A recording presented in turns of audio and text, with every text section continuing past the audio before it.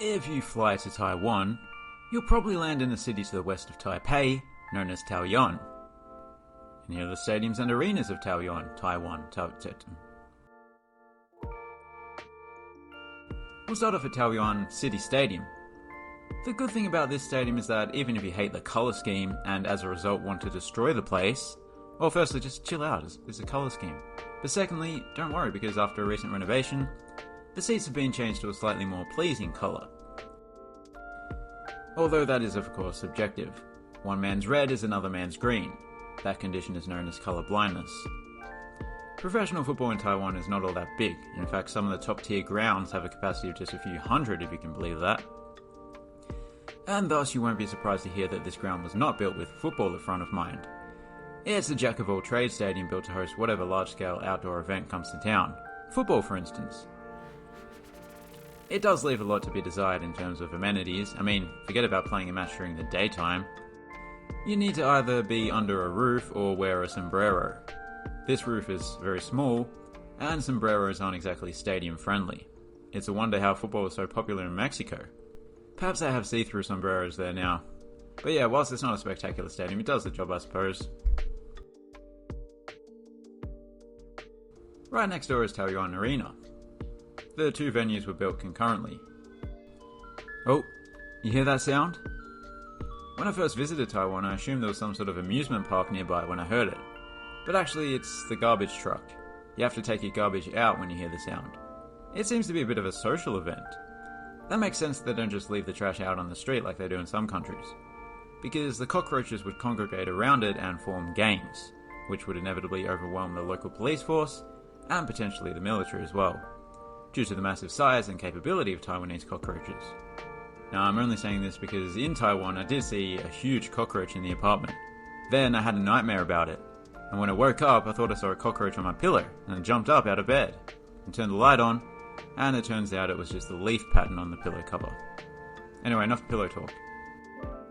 This arena was renovated around 5 years ago, prior to the arrival of a professional basketball team called the Pilots. It's now also home to the Taiwan Beer Leopards, who compete in another basketball league.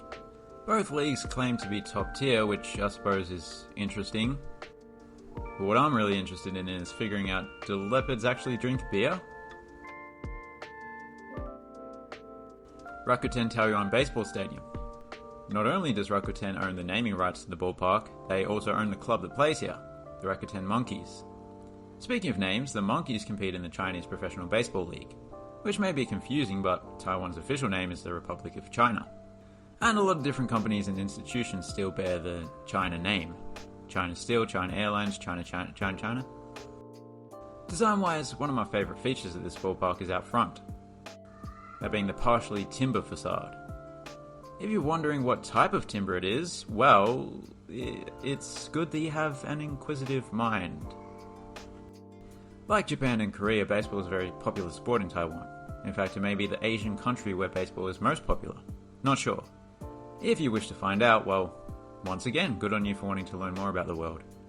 But what you have to do is send a postage-paid envelope to a service known as the Asian Baseball Popularity Monitor Service, which is basically a service that monitors the popularity of baseball in Asia. What they'll do is run the numbers, then crunch the numbers, and then compute the numbers, and they'll get back to you within 2 to 3 weeks, depending on carrier pigeon availability. Or ask Siri. National Taiwan Sport University Arena. Don't let the name fool you, this place is not just some low-key venue made for amateur sports. It's a fully fledged arena that is rather large considering its location on the NTSU campus, which is way out in the sticks, relatively speaking. Although as of recently it is mainly amateur sports that take place here, as the Leopards moved out in 2023, having played here for the grand total of 1 year. This place has roughly the same capacity as Taoyuan Arena, but as I alluded to, it's a bit out of the way, to the east of the city. I did actually have to double check that the National Taiwan Sport University was not actually in Taipei, but it's just within the bounds of Taoyuan. If you go on to watch the Taipei video that I did a while back, I wouldn't be that surprised if I did actually include this one by mistake, but whatever. The amenities are slightly more dated than Taoyuan Arena, which is no surprise considering that it's slightly older. The seating layout is reminiscent of an outdoor bowl stadium, with the seating rising along the sides and dipping at the ends. Which not only means that much more people are sitting along the sidelines, but allows for these big windows that let in plenty of light, as well as a view of those zigzag concrete supports. This certainly would have been one of the more impressive arenas on a university campus back when it opened. Nowadays, it's just alright. We return to the National Taiwan Sports University for the one and only honorable mention. I am a robot. But my voice sounds better than that dickhead Australian's. I hate that guy. That's an unusual roof. I kinda like it. So, there you have it. That was a nice assortment of sports venues. My favourite would have to be the Monkeys ballpark. The only thing missing is some trees with some vines hanging from them for the monkeys to play on. Or at least a tyre swing. Now it's time for Extra Time. With me today is Alan Chang, reporting from the Taoyuan Open Tennis Final at Taoyuan Arena, where Thailand's Tai Chen faced off against Taiwan's very own Chen Tai. So, Alan, I understand it was a close contest to the very end, but who won? Taiwan. Okay, to be clear, when you say Taiwan, you mean that the Thai won, the Thai person won. Taiwan. So you mean Thailand's Tai Chen won, correct? Taiwan won. So Taiwan, the man from Taiwan, Chen Tai won. Chen Tai won. Okay. Lost. What? That doesn't make sense. Taiwan. Okay, this is stupid. I'm going to stop this now. Taiwan won. Okay, I think you mean Chen Tai. To be honest with you, I'm actually at the casino. I have no idea who won. I was trying to bluff it. Okay, thankfully we have the internet. I looked it up and apparently no such event even took place. And you're actually a figment of my imagination. Yeah, that sounds about right.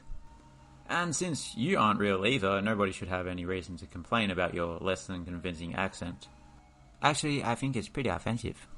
Thanks for watching. Have a good one.